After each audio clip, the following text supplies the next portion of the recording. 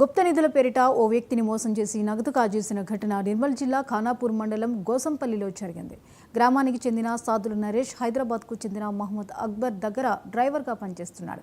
ఈ క్రమంలో కడెం మండలం అటవీ ప్రాంతంలో గుప్త నిధులు ఉన్నాయని 4.5 లక్షలు ఇస్తే అరకిలో బంగారం ఇస్తామని నమ్మబలికాడు.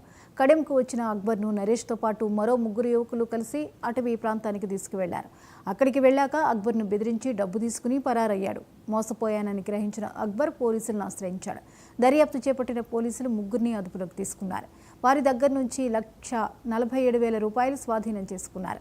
మిగిలిన డబ్బుతో పరారీలో ఉన్న మరో నిందితుడి కోసం గాలిస్తున్నట్లు పోలీసులు తెలిపారు.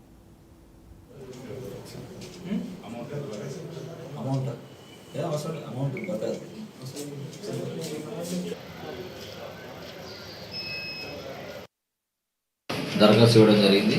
ఆ రోజు వాళ్ళ సొంత డ్రైవరు ఇక్కడ ఖానాపూర్ దగ్గర ఉండే గోసంపల్లిలో వాళ్ళ అమ్మకు బాగాలేదని చెప్పేసి వాళ్ళకు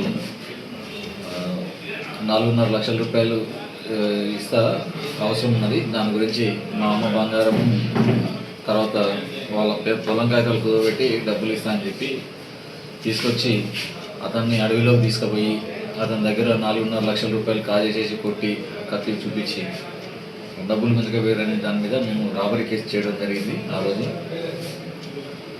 నిందితుల్ని అరెస్ట్ చేసి ఈరోజు 3 వాళ్ళ దగ్గర నుంచి వెళ్ళి ₹1,47,000 రూపాయలని సీజ్ చేయడం జరిగింది. దీంట్లో ఇంకా ఇన్వెస్టిగేషన్లో తేలింది ఏంటంటే వీళ్ళు దరఖాస్తుదారుడే ఇక్కడ గుప్త నిధులతో ఉన్నాయని చెప్పేసి అత్యాశతో వచ్చేసి మోసపోయిండు. ఆ గుప్త నిధులు ఇట్లాంటివి ఏం లేదు. దీని మీద ఆ గుప్త నిధుల కోసం వచ్చి వాళ్ళ అమ్మ ట్రీట్మెంట్గా అని చెప్పేసి తప్పుడు దరఖాస్తు ఇచ్చింది కాబట్టి ఫిర్యాదుదారుని కూడా దీంట్లో నేరస్తునిగా చేర్చడం జరిగింది. ఈ కేసు ఇంకా దీంట్లో నరేష్ అని చెప్పేసి ప్రథమ ముద్దాయి ఇంకా దొరకలేదు. అతని కోసం ఏర్పాటు చేస్తున్నాం. ఇవి ఇప్పటివరకు